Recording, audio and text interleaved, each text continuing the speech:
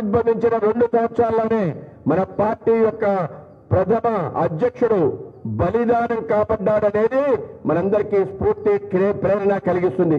Doctor Shyam Prasad Mukherjee తర్వాత ఈ దేశాన్ని ముందుకు నడిపించేందుకు పండిత్ దీన్ దయాళ్ ఉపాధ్యాయ నేతృత్వంలో, అటల్ బిహారీ వాజ్పేయి గారి నేతృత్వంలో పార్టీని దశ దిశలా పెంచే విధంగా అవిరళ కృషి చేయడం జరిగింది. అనేక రకాల ఉద్యమాలు గోవా ఈ దేశంలో భాగస్వాములు అవ్వాలి, అది పోర్చుగీస్ యొక్క కబంధ హస్తాల నుంచి విముక్తి కావాలి, బ్రిటిష్ పోర్చుగీస్ ఒప్పందం చేసుకుంటే మనమెందుకు అంగీకరించాలి అని చెప్పి మన కార్యకర్తలు జగన్నాథరావు జోషి గారు ఆల్ ఇండియా జనరల్ సెక్రటరీగా ఉండేవాడు.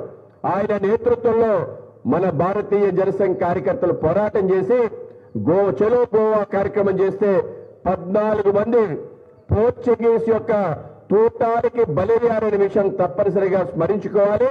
మన కారణంగానే 1961లో గోవా పూర్తి స్థాయిలో భారతదేశంలో విలీనమైంది.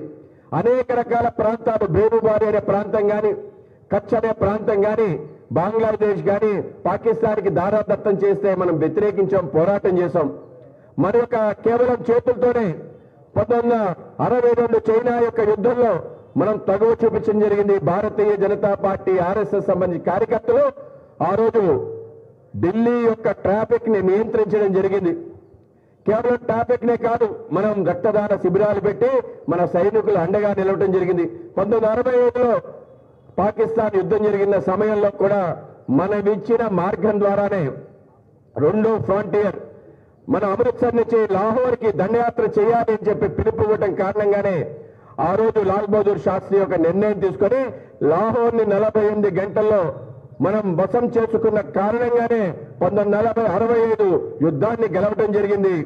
కేవలం అదే కాదు, 1965లోనే చెప్పడం జరిగింది ఈ దేశానికి అణుబాంబు కావాలి అని చెప్పి, అణుబాంబు కావాలని చెప్పిన ఏకైక పార్టీ భారతీయ జనసంఘ్, భారతీయ జనతా పార్టీని గుర్తుంచుకోవాలి. మన అటల్ బిహారీ వాజ్పేయి గారు ప్రధానమంత్రి అయిన తర్వాత చేసిన మొట్టమొదటి పని ఏంటంటే పోఖ్రాన్ అణు విస్ఫోటనం చేసి భారతదేశాన్ని ఒక శక్తిశాలి దేశంగా మార్చడం, ప్రపంచ దేశాల సరసన భారతదేశాన్ని నిలపడం, ఇంకే దేశం కూడా భారతదేశం కోసం ఆలోచన చేస్తే భయపడే విధంగా మన శత్రు దుర్భేద్యమైన దేశంగా, ఒక శక్తిశాలి దేశంగా భారతదేశాన్ని నిర్మించడం, ఆ విధంగా మన అడుగులు వేశామనే విషయం తప్పనిసరిగా స్మరించుకోవాలి. అదేవిధంగా ఈ దేశంలో 1975లో ఎమర్జెన్సీ విధిస్తే ఎమర్జెన్సీ వ్యతిరేకంగా పోరాటం చేసిన ఏకైక పార్టీ భారతీయ జనసంఘ్.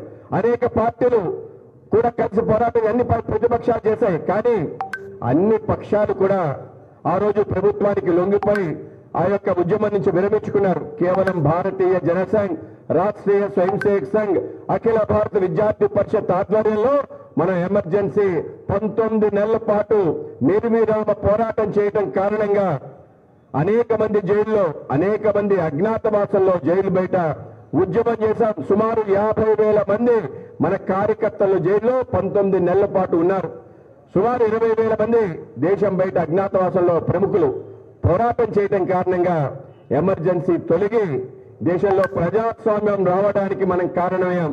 మరో స్వతంత్ర పోరాటం ఎమర్జెన్సీ. కనుక ఎమర్జెన్సీ ఈ దేశంలో ప్రజాస్వామ్యం బ్రతుకుందంటే భారతీయ జనతా పార్టీ కారణమని తప్పనిసరిగా తెలుసుకోవాలి. దాని తర్వాత దేశంలో కాంగ్రెస్ రహిత ప్రభుత్వం రావడం కోసం ఆ రోజు అటల్ బిహారీ వాజ్పేయి గారి నేతృత్వంలో పెద్ద ఎత్తున కృషి చేయడం జరిగింది. అనేక రకాల కార్యక్రమాలు చేసాం, అనేక పార్టీలతో కలిసి సంయుక్త విధాయక దళ ఏర్పాటు చేసి పార్టీలు ఏర్పాటు చేశాం. అలాగా ముందుకెళ్లి ఈ దేశంలో ప్రత్యామ్నాయ శక్తిగా భారతీయ జనతా పార్టీ తయారు కాగలదని చెప్పి దేశం ముందు చూపించాం.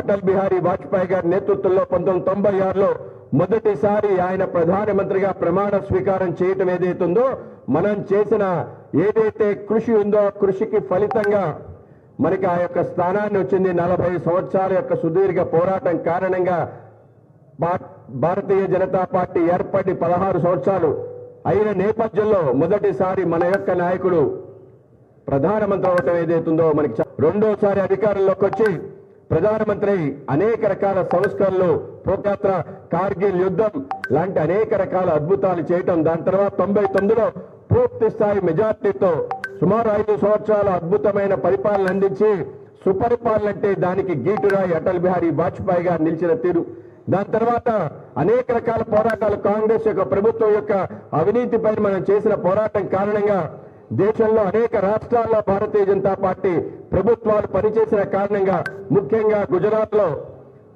మన నరేంద్ర మోడీ గారి నేతృత్వంలో ముఖ్యమంత్రిగా 3 సార్లు అద్భుత పరిపాలన కారణంగా గుజరాత్ దేశంలో అన్ని రాష్ట్రాల కన్నా అగ్రగామి రాష్ట్రంగా ఉండటంతో పాటు అభివృద్ధిలో దేశంలో ఎప్పుడూ చూడని విధంగా 11% పైగా అభివృద్ధి రేటు కూడా నమోదు చేయడం కారణంగా దేశవ్యాప్తంగా నరేంద్ర మోడీ గారి పట్ల అందరూ ఆకర్షితులై ఆయనే ప్రధానమంత్రి కావాలంటే పార్టీ యొక్క నిర్ణయం తీసుకొని భావి భారత ప్రధానిగా నిర్ణయించి 2014లో అత్యంత చరిత్రాత్మకం దేశ యొక్క స్వతంత్రం వచ్చిన తర్వాత కాంగ్రెస్ తర్వాత ఏదైనా ఒక పార్టీ తనంతట తాను పూర్తి మెజార్టీ 282 సీట్లు తెచ్చుకుని దిగ్విజయంగా గెలిచి దేశంలో ఒక అద్భుతమైన పరిపాలనకి, ఒక మార్పుకి, ఒక నూతన అధ్యయనానికి ఆ రోజు నాంది పలకడం జరిగింది. అదంతా మనకి గర్వకారణం.